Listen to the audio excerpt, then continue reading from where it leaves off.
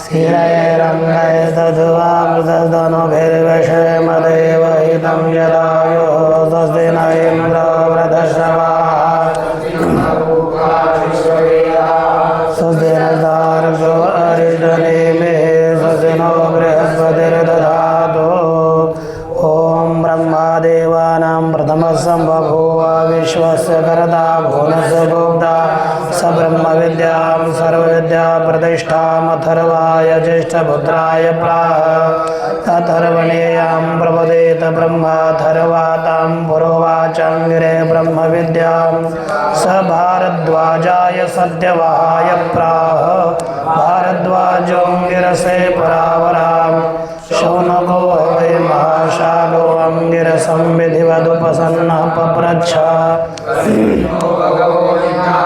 सर्वमिदं विज्ञातं भवतीति तस्मै स उवाच द्वे विद्ये वेदितव्ये इति स्म यद्ब्रह्मविदो वदन्ति परा चैवापरा च तत्रापरा ऋग्वेदो यजुर्वेदः सामवेदोऽथर्ववेदः शिक्षाकल्पो व्याकरणं निरुक्तं छन्दो ज्योतिषमिति अथ परा यया तदक्षरमधिगम्यते यत्तददृश्यमग्राह्यमगोत्रमवर्णमचक्षुश्रोत्रं तदपानिपादं नित्यं विभुं सर्वगतं सुसूक्ष्मं तदव्ययं यद्भूतयोनिं परिपश्यन्ति धीराः यतोर्णनाभिसृजते गृह्णते च यथा पृथिव्याम् ओषधयः सम्भवन्ति यथा सदा पुरुषात् केशलोमाने तथा अक्षरात् सम्भवति विश्वं तपसा चीयते ब्रह्म ततोऽन्नमभिजायते अन्नात् प्राणो मनः सत्यं लोकाकर्म शुचामृतं यः सर्वज्ञः सर्वविद् यस्य ज्ञानमयं तपः तस्मादेतद्ब्रह्मनामरूपमन्नं च मभिजायते। श्री भगवान पांडुरंग परमात्मा श्री ज्ञानोबराय जगद्गुरु तुकोबराय शांति ब्रह्म एकनाथ महाराज आदि गुरु श्री शंकराचार्य इत्यादि सब संतों के अलौकिक हेतु की अकारण करुणैषी कृपा से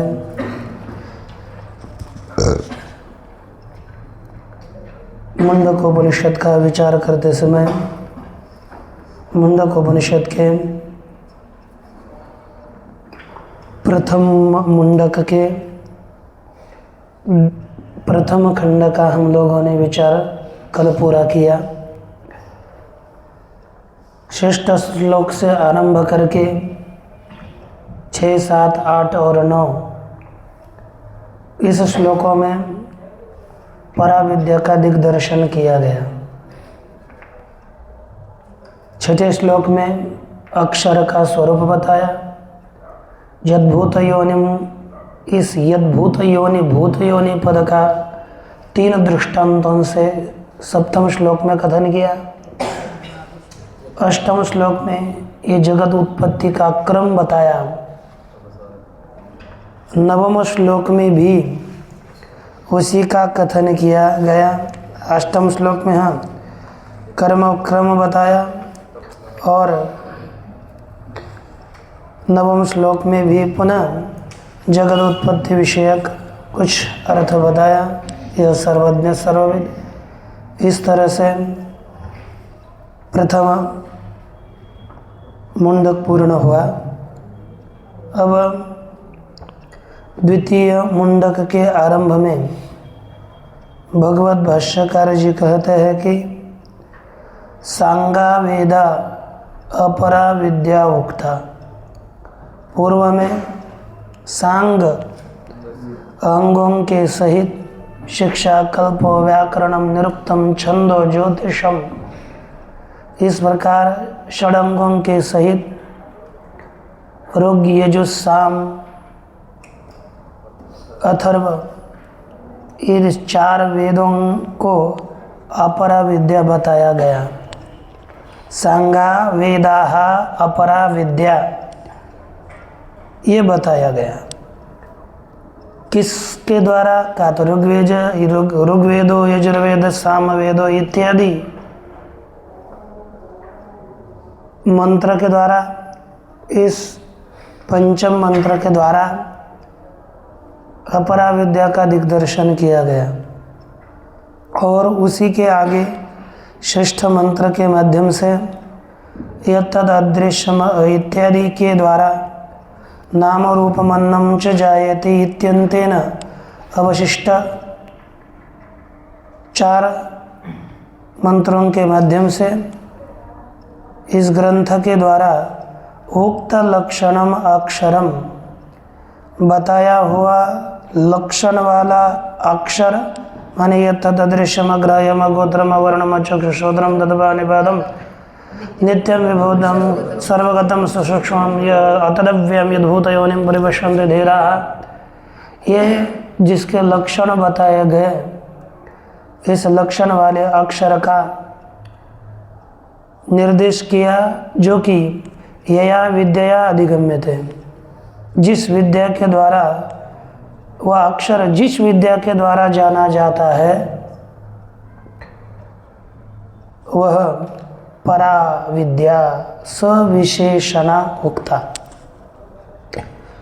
विशेषणों के सहित परा विद्या बताई गई। अतः परम इससे आगे अनयोर विद्योर विषयो विवेक्तव्यो संसार मोक्षो इति उत्तरो ग्रंथ आरभ्यते। कहा कि अनयोर विद्यो हो, इन दोनों विद्याओं के विषय विभक्त करके बताने चाहिए। कौन है वो? संसार और मोक्ष। जो इस विद्या के विषय है उनका विभाग पूर्वक कथन करना चाहिए। इसलिए ही उत्तरो ग्रंथ आरभ्यते, उत्तर ग्रंथ का आरंभ किया जाता है।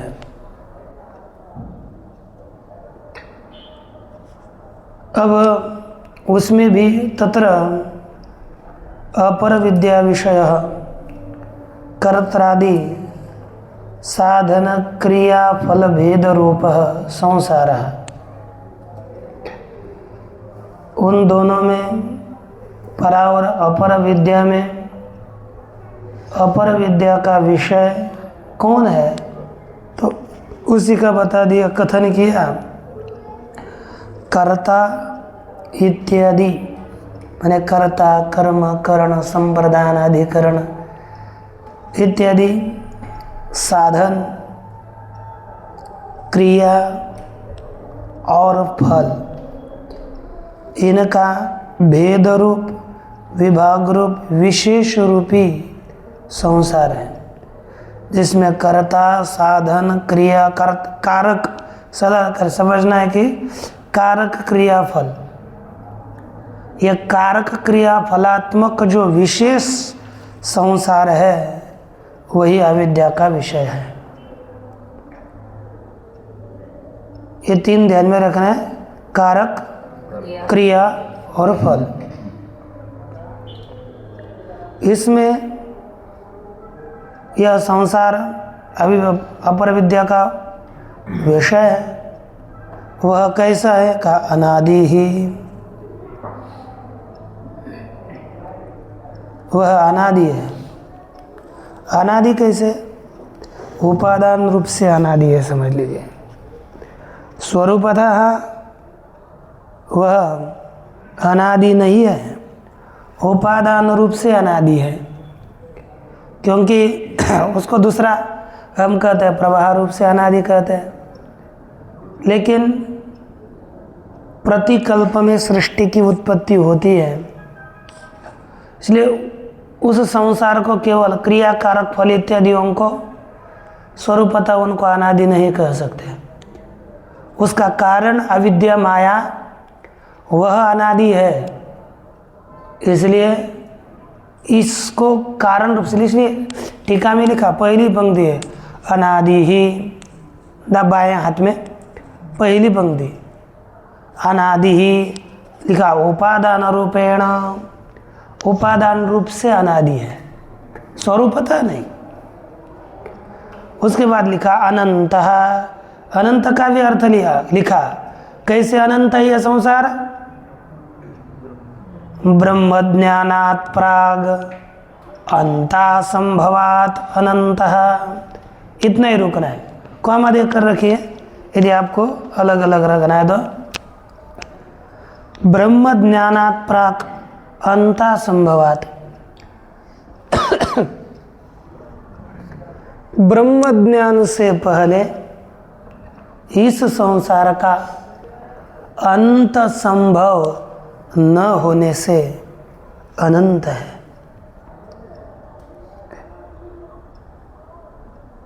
और का दुख रूपत्वाद हातव्य, इसका अर्थ करते हैं कि प्रत्येकम शरीर भी, यह दुख रूप होने के कारण प्रत्येकम शरीर भी त्याज्य हातव्य। मूल में पंक्ति पहले भाष्य देखो फिर टीका की ओर आया करो। कहा कि अब दुख रूप है संसार, इसलिए प्रत्येकम शरीर भी हातव्य। प्रत्येकम कौन सा रूप है भारगज महाराज?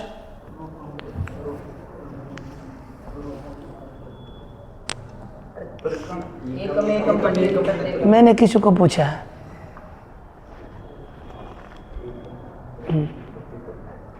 क्या कौन सा रूप, क्या स्वरूप, क्या होगा था, कुछ होगा ना, क्योंकि आप थे इसलिए हम पूछ रहे हैं आपको। ठीक भारत, तो आपका सबका मत लेना चाहिए महात्माओं का। आपका क्या मत है? पंडा का क्या मत है? हाँ, यह प्रत्येकम शुरू करें। प्रत्येकम यह शरीरी भी का विशेषण है, और विशेषण की विभक्ति विशेष्य की तरह होती है। तो शरीरी भी यह तृतीया का बहुवचन है, उसी के संलग्न प्रत्येकम आया, यह भी तृतीया का बहुवचन ही है। क्योंकि एकम एकम प्रति इति प्रत्येकम, यहाँ पर यथा के जो चार अर्थ है, विप्सा, कौन सा,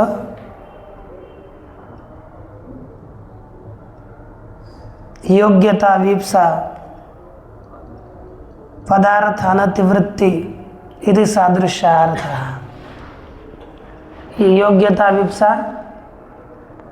है ना, तो इसमें विप्सा अर्थ में समास हो गया, अकारांत शब्द है। यहाँ पर अव्यय संज्ञा होने के कारण शुभ लुक प्राप्त है अव्ययादाप सुपह से, लेकिन नावे भावदत्वम तो पंचम्या, इस सूत्र के द्वारा शुभ के लुक का निषेध होकर के उनके स्थान पर अम आदेश हो जाता है। लेकिन तृतीया सप्तमी और बहुलम, इस सूत्र के द्वारा विकल्प से तृतीया के स्थान पर, सभी प्रत्ययों के स्थान पर अम आदेश होता है। तो तृतीया में इसके दो रूप होंगे, प्रत्यकेन प्रत्येकम, प्रत्यकाभ्याम प्रत्येकम, प्रत्येकैहि प्रत्येकम। तो अब यहाँ पर शरीरी भी है तृतीय बहुवचन, तो प्रत्येकैहि तो यहाँ पर लिख सकते थे अथवा प्रत्येकम, तो प्रत्येकैहि न लिख करके प्रत्येकम, यह तृतीया का बहुवचन लिखा हुआ है। तो कहा प्रत्येकम शरीर भी, प्रत्येक शरीरी के द्वारा, प्रत्येक जीव के द्वारा दुख रूपत्वाद हतव्य, दुख रूप संसार होने के कारण उसका त्याग करना चाहिए। लिखा टीका में, प्रत्येकम शरीर भी हातव्यो, क्यों?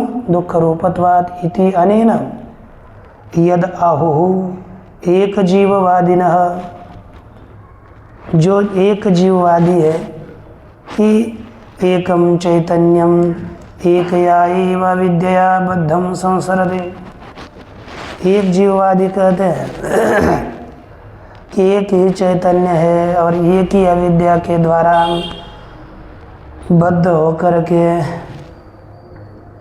संसरण करता है।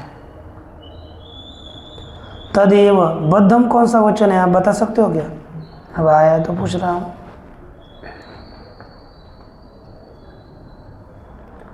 कौन सी विभक्ति, कौन सा वचन?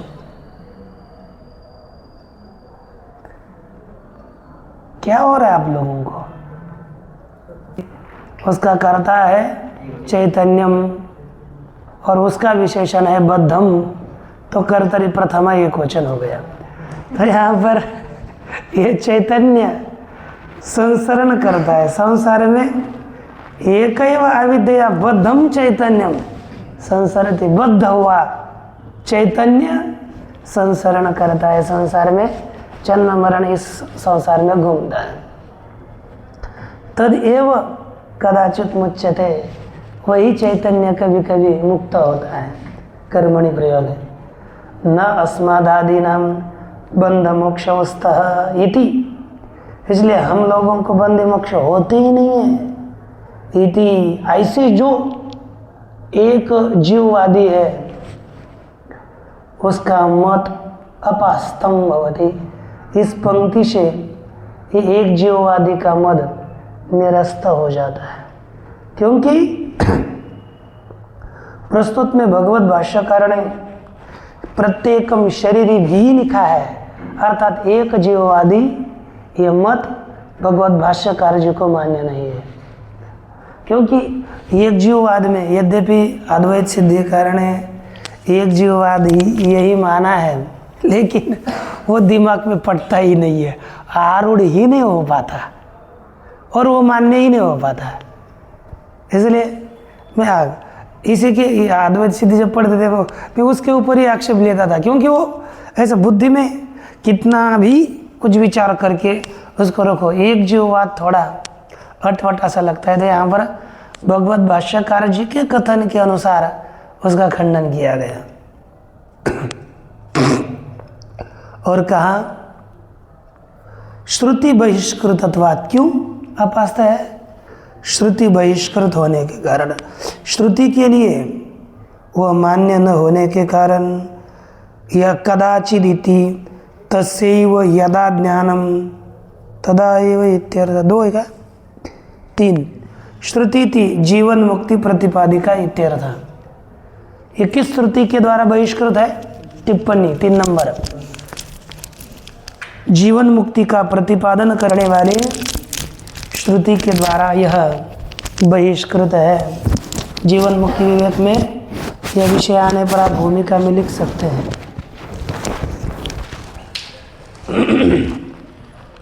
कहते सुषुप्तेपि क्रियाकारक फल भेदस्य प्रहाणम भवति। सुषुप्ति में भी क्रिया कारक फल इनका नाश होता है, उसका प्रहाण होता है, तो मुक्त नहीं समझना चाहिए। लेकिन बुद्धिपूर्वक प्रहाणस्य ततो विशेषमः, 2 प्रकार से इस क्रियाकारक फल भेद का त्याग होता है, सुषुप्ति में और जागृत अवस्था में। सुषुप्ति में अबुद्धिपूर्वक प्रहाण है, कारण में लय होने के कारण, और जागृत आदि अवस्थाओं में जो प्रहाण करेंगे तो बुद्धिपूर्वक प्रहाण होगा। तो सौषुप्त क्रियाकारक फल भेद के त्याग की अपेक्षा से इस बुद्धिपूर्वक त्याग का भेद विशेष यहाँ पर बताने जा रहे हैं। कहते हैं कि भाष्य सामस्तेन नदी स्रोतवत् अव्यवच्छेद रूप संबंध तद उपशम लक्षणों मोक्ष। ताकि सामस्तेन, सामस्तेन माने संपूर्णतः, संपूर्ण रीति से,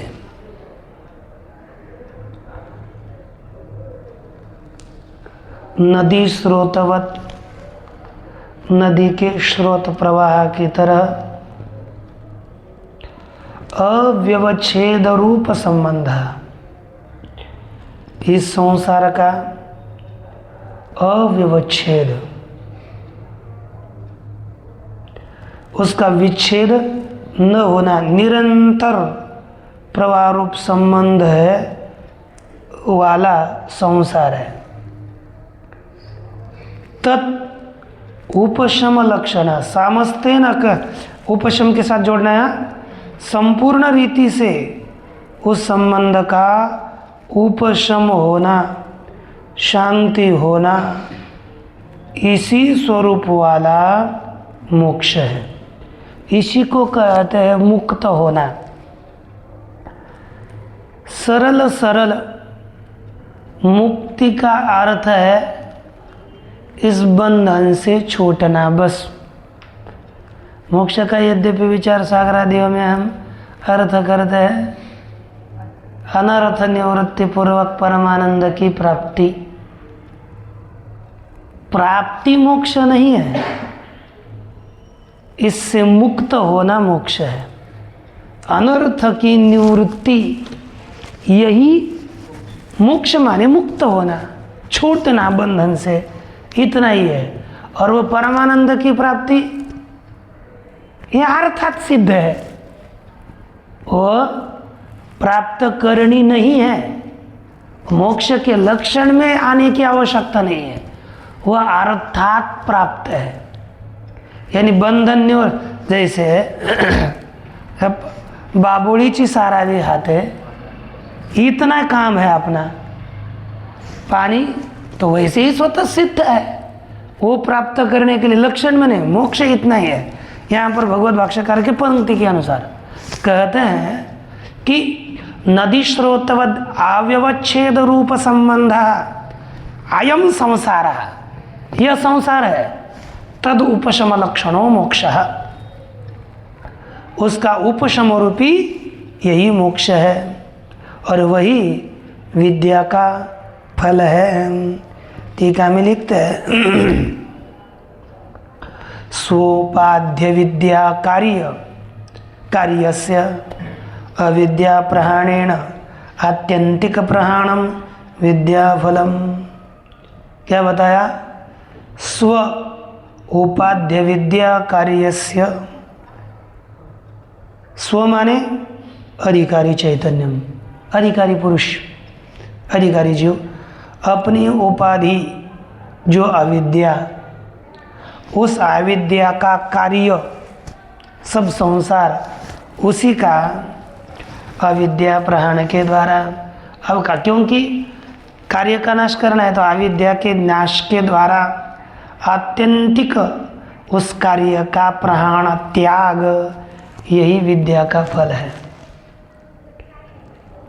वही बताते हैं कि पर विद्या विषयो, वह मोक्ष कौन है? पर विद्या का विषय है, अनादि अनंतो, वह अनादि है, अनंत है, देश काल वस्तु परिच्छेद रहित है, अजर है, क्योंकि वह आत्मरूप है ना मोक्ष।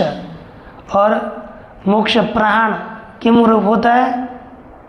अभाव, अधिष्ठान रूप होता है। यहाँ पर निवृत्ति दो प्रकार की है। एक निवृत्ति उपलक्षित अधिष्ठान रूप निवृत्ति, यानी अधिष्ठान रूप निवृत्ति, और बाकी निवृत्ति ये निवृत्ति मिथ्या रूप निवृत्ति मानी है। तो जिस मत में निवृत्ति अधिष्ठान रूप होती है, अभाव अधिष्ठान रूप है, यह जो मीमांसक का मत है, दो मीमांसक है, कुमारिल भट्ट और प्राभाकर। ये अभाव अधिष्ठान, यद्यपि वेदांत में एक उक्ति प्रसिद्ध है, व्यवहार है तो भट्टनया, कुछ भी करना है तो व्यवहार में भाट्ट जी गण है उनका मानते हैं, किंतु इसके विषय में कुमारिल भट्ट मान्य नहीं। यद्यपि सबको लगता है कि कुमारिल भट्ट ने बताया, ये प्राभाकर का मत है कि अभाव अधिष्ठान रूप है, कुमारिल भट्ट का नहीं है। तो अभाव अधिष्ठान रूप है, इस न्याय से अधिष्ठान रूप निवृत्ति को मान सकेंगे हम। एक हो गया। और दूसरी, कभी विचार सागर में पढ़ा है, दूसरी निवृत्ति, ये निवृत्ति मिथ्या रूप निवृत्ति मानी गई है। मिथ्या रूप निवृत्ति, अब मिथ्या रूप मानने के बाद भी क्यों द्वैतापत्ति नहीं होगी? क्योंकि मिथ्या पदार्थ को अधिष्ठान से अतिरिक्त सत्ता नहीं होती, इसलिए अधिष्ठान रूप निवृत्ति को न मान करके भी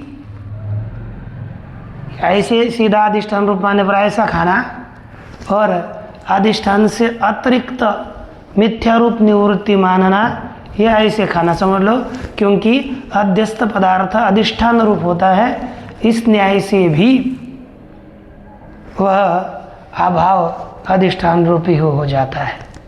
इसलिए द्वैतापत्ति आती नहीं है। तो हम कहाँ से इधर आ गए पता नहीं, लेकिन ये मुझे बताना है कि ये मोक्ष ही है आत्मा, क्योंकि ये निवृत्ति रूपी मोक्ष है और मोक्ष ये आत्मरूप है, छूटना ये अभाव अधिष्ठान रूप है, इस हिसाब से ये मोक्ष आत्मरूप है।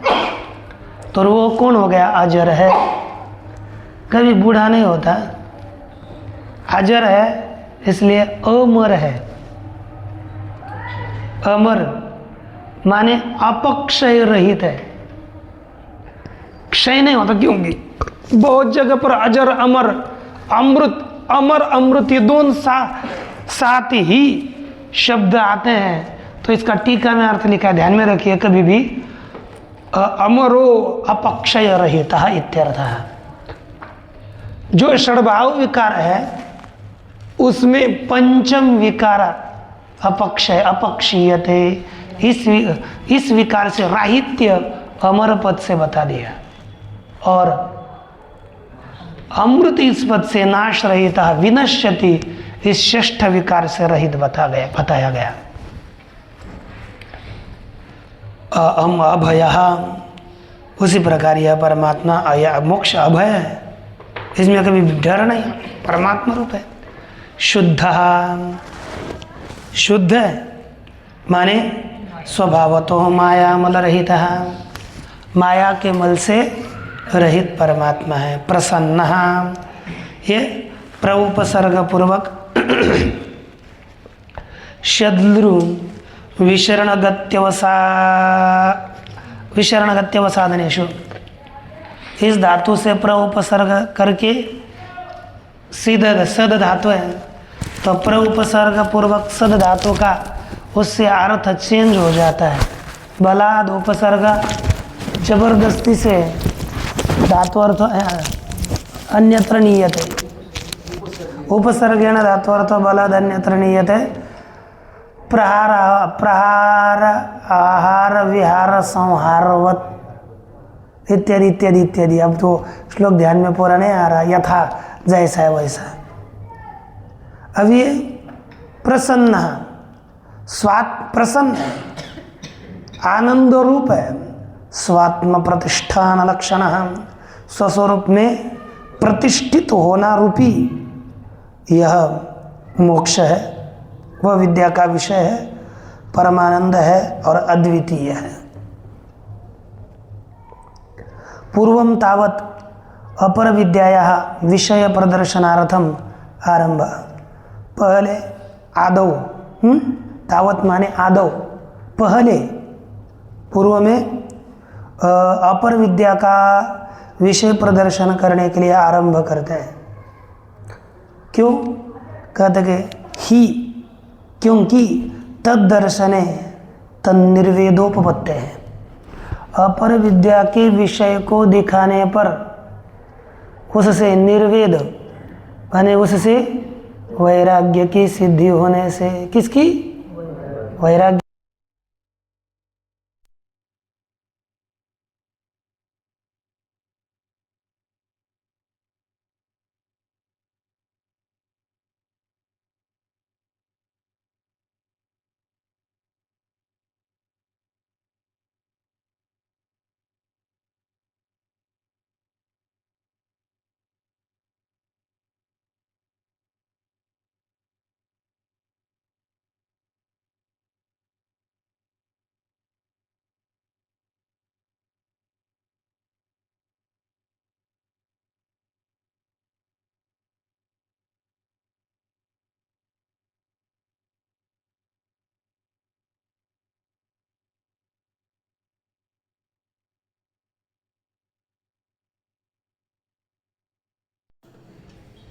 क्यों बाबू? अप्रदर्शित, अप्रदर्शित विषय में जिस विषय का प्रदर्शन नहीं करेंगे तो अप्रदर्शित विषय में,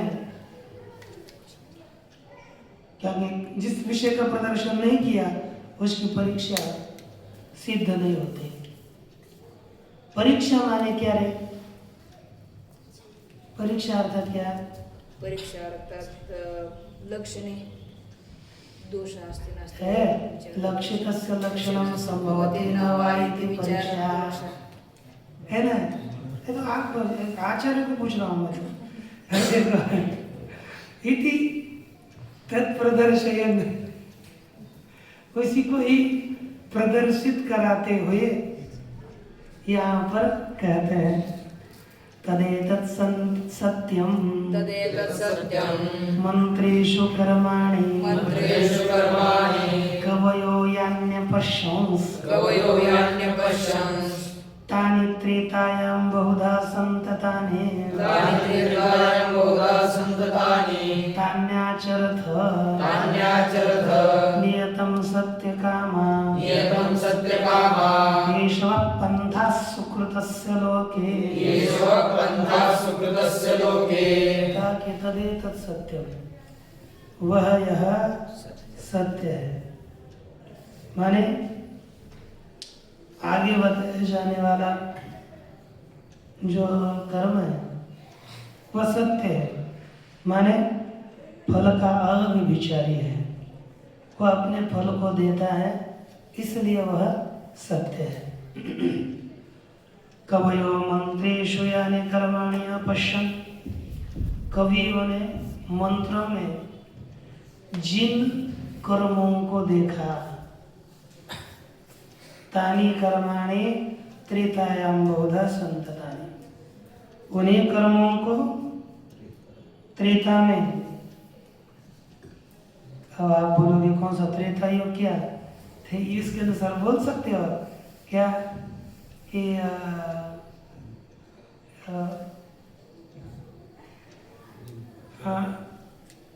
ध्यान, अरे कौन सा ध्यायते विष्णु त्रेतायां यजतो मकैः द्वापारे परिचर्यायां कलौ तद्धिक्येतनात्। इस श्लोक के अनुसार, क्योंकि त्रेतायां यजतो मकैः, तो उस पद को देख करके क्या पता लगता है कि त्रेतायाम अर्थात त्रेता युग में तानि कर्माणि बहुधा, वो बहुधा संततानि, उनका उस कर्मों का बहुत विस्तार था, क्योंकि त्रेतायाम यजतो मकैः, त्रेता युग में यज्ञों के द्वारा ही उस परमात्मा की प्राप्ति होती थी। एक अर्थ है ही है, लेकिन दूसरा भी देखेंगे। त्रेतायाम अथवा दूसरा अर्थ भी होना चाहिए, होता ही है। अथवा त्रेतायाम माने ऋग यजुस्साम लक्षणात्मक वेद त्रयाम इत्यर्थ। अनेक प्रकार से इन कर्मों का विस्तार है, 3 वेदों में अथवा त्रेता युग में इन कर्मों का अनेक प्रकार से विस्तार है, अथवा दूसरा भी कर सकते हैं। आगे होता ध्वर्यो औदगात्रा इत्यादि त्रयी संयोग लक्षणायाम आगे कहेंगे। तो देखो, तानी आचरथ, उन्हीं कर्मों का आचरण करो, नियतम सत्य कामा, आप नित्य सत्य कामना वाले होकर के उन्हीं कर्म का आचरण करिए। क्यों? ईश्वर पंथा सुकृत श्लोके, यही वह माने, वह कौन सी भक्ति है? उष उष उष वह है। फिर क्या है वह? युष्माकम इत्यर्थः, युष्माकम वह षष्ठी का वचन है। ईश्वर पंथा सुकृत श्लोके, यह आपके सुकृत का, अच्छे कर्मों का मार्ग है। लोक में यही आपके अच्छे कर्मों का मार्ग है, इसलिए ऐसे कर्म आप करिए, ये विधान किया। देखो भाष्य, तदेतत् सत्यम अवितथम, वह यह मैंने वक्षमाणम कर्म फलम अवितथ, मैंने वह नित्य निश्चित फल मिलने वाला है, इसलिए सत्य का। क्यों? तत् वह क्या है? कहते कि मंत्रीषु और ऋग्वेदाद्यात्मेषु, ऋग्वेदादि नाम वाले मंत्रों में कर्माणि अग्निहोत्रादीनि मंत्रैरेव प्रकाशितानि, अग्निहोत्र इत्यादि कर्मों को मंत्रों के द्वारा ही प्रकाशित किया गया है। पुनः प्रतीक है कवयः, अर्थात मेधाविनः वशिष्ठादयः, मेधावी वशिष्ठ इत्यादियों ने यान्य पश्यन् मूल दृष्टवन्तः, जिन कर्मों को देखा, यत् तदेतत् सत्यम, जो देखा वह यह सत्य है। अर्थात एकांत पुरुषार्थ साधनत्वात्, एकांत निश्चित पुरुषार्थ का साधन होने से, तानि च वेद विहितानि, वह वेद विहित कर्म,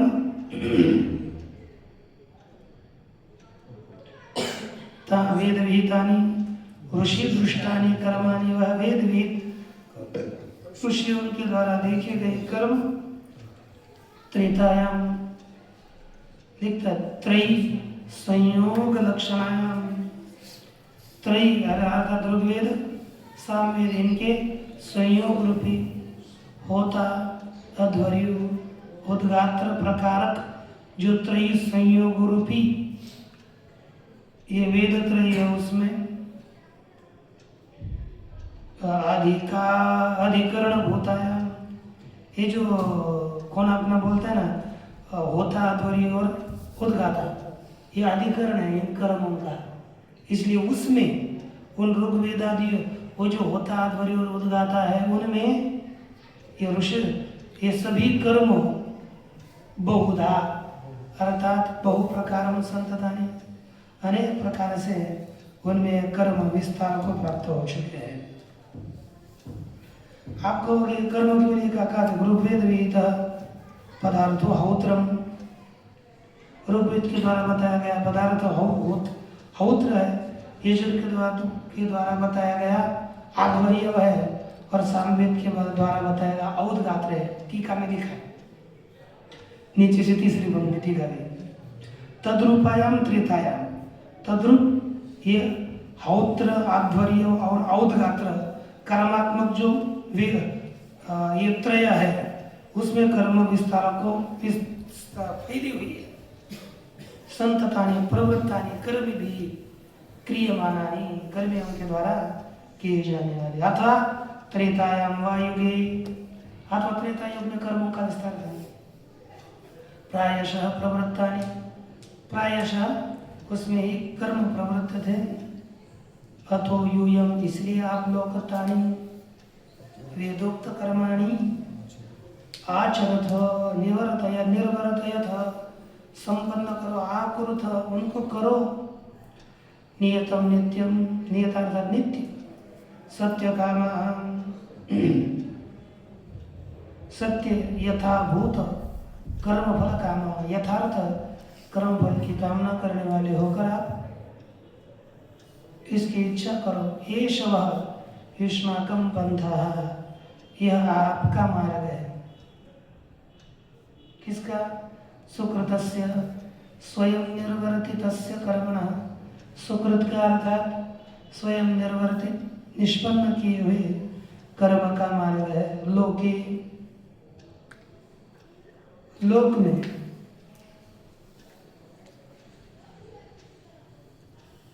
माने ये जो निमित्त सप्तमी है, लोक लोक निमित्त, लोक माने लोक्य थे, पूज्यते थे, लोक कर्म फल इत्यर्थ। देखा, फल निमित्तम लोके दृश्यते, फल निमित्तक यह मार्ग लोक में देखा जाता है।